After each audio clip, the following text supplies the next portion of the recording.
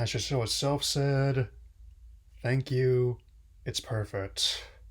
And so it just finished up. So here are my thoughts on the series finale of Amphibia, The Hardest Thing.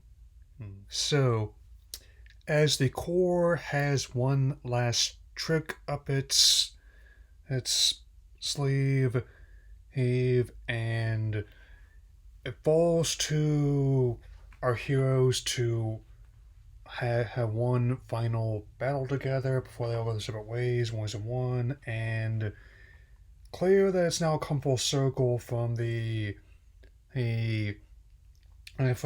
first episode, which is all the way back roughly about 3 years ago in 2019, and I gotta say, hey, that's it is the ideal spiritual successor of Gravity Falls and has joined the list of one of my favorite animated shows ever. And in a way, I noticed a lot of parallels not only to the previous season finales, but also Gravity Falls itself.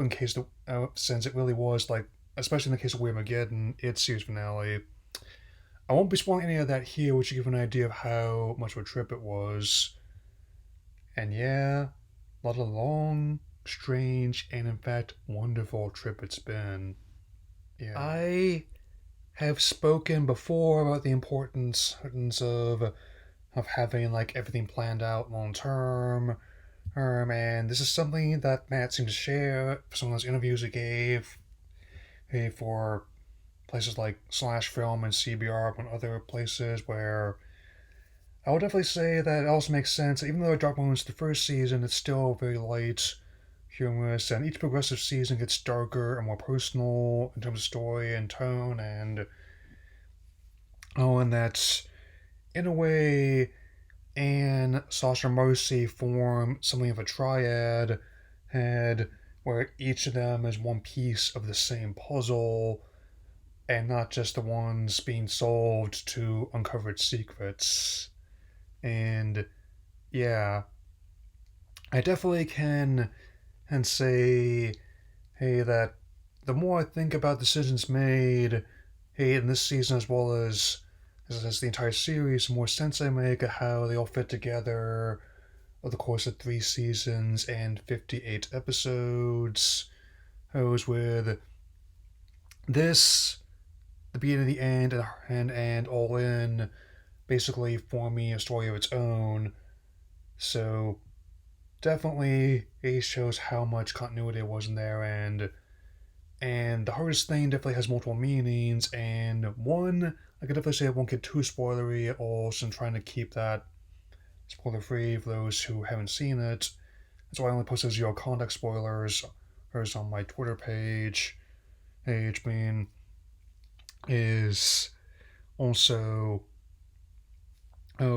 just saying goodbye, but I kind of had to prep for this. I even rewatched last week's episode out a couple times to make sure. Yeah. Also, how the impact actor has all connects together in this sense where the impact have the relationships we have with each other, that things can change, and even if we're not always together physically, they all what they the experience they share together definitely changed things for the better. I would say. I mean, and like a king that realizes that his ancestral goal of conquest was a folly. A a young gamer who realized that having real friends was more important than having being a digital fantasy. A a a cheerleader who realized that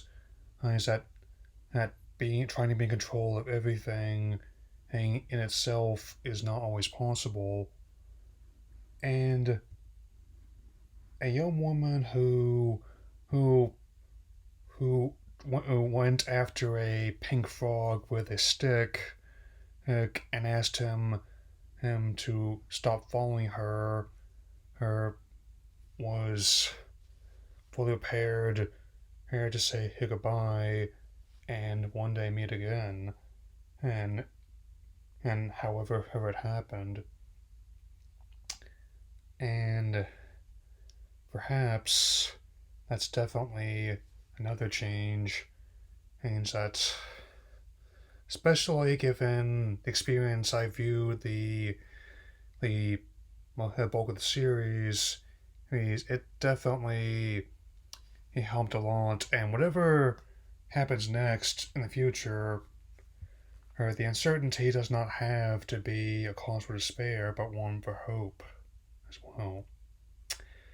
And whatever comes in this decade, I will definitely have been glad to have experience with you all. And even though the next show I plan on talking about won't be quite on the same order matter as this, as I'll probably be doing one last video on this in the L House when the next courses are online. I will always be glad of my experiences I was able to see with it. So that will be all for now. I'll see you on the other side.